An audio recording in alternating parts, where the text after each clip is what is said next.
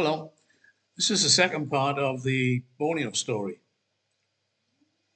Sarawak is a province of Malaysia which occupies the northwest part of the island of Borneo. Other nations that call Borneo home are Brunei and Indonesia. We experienced an odd anomaly when entering Sarawak from the capital, Kuala Lumpur. We'd already cleared customs and immigration at KL, but even though we are in the same country, Malaysia, we do it all again on entering Sarawak. It's an historical thing. In the early 1830s, this part of Borneo belonged to the Sultan of Brunei, who was having trouble with the rebellious Dayak people. At just the right time, an English adventurer named James Brooke appeared and successfully put down the rebellion. The grateful Sultan awarded Brooke the southwestern part of Sarawak and dubbed him Raja of Sarawak. This period became known as the Reign of the White Rajas, which continued through Brooke's successors until the Japanese invasion in 1941. By this time, the Brooks family empire encompassed the whole of the present-day Sarawak. Post-war, the territory became British, and eventually, in 1963, gained independence as part of the Federation of Malaysia. But the province still holds on to its own customs and immigration policy. Our next move was to take a 30-minute flight to the national park in Mulu, a UNESCO World Heritage Site. The bird's eye view of the rainforest emphasizes how dense the growth is. From a few thousand feet, the canopy looks so smooth and close-leaved that with a little imagination, you believe you're viewing a golf course.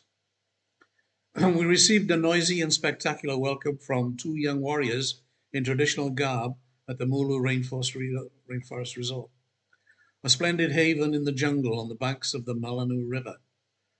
Having dumped our swags, we set out on a canoe longboat to the national park headquarters.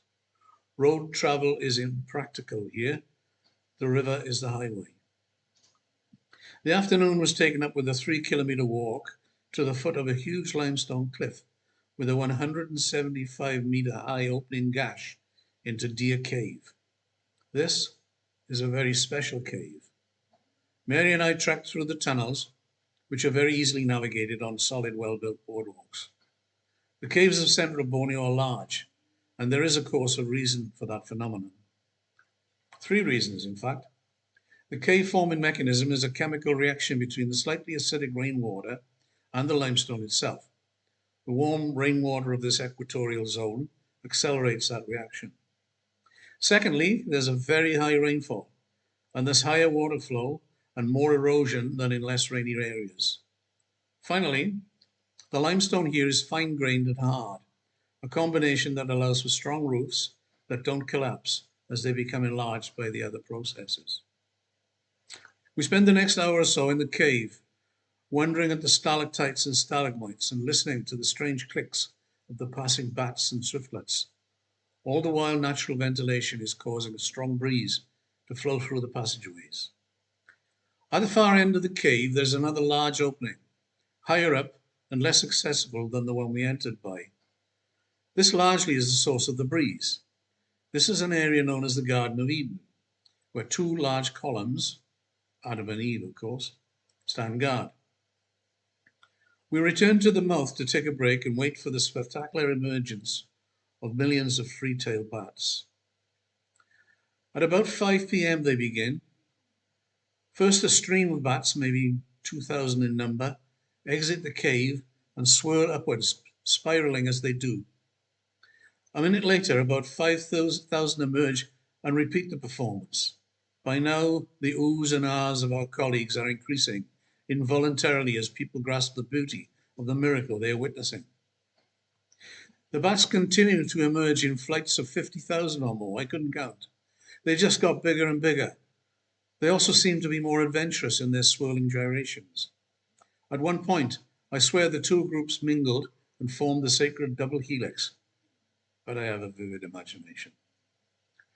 In stark contrast against the darkening sky, an occasional hornbill flew overhead, making for its roost. The impetus for such a magnificent display by these bats is survival.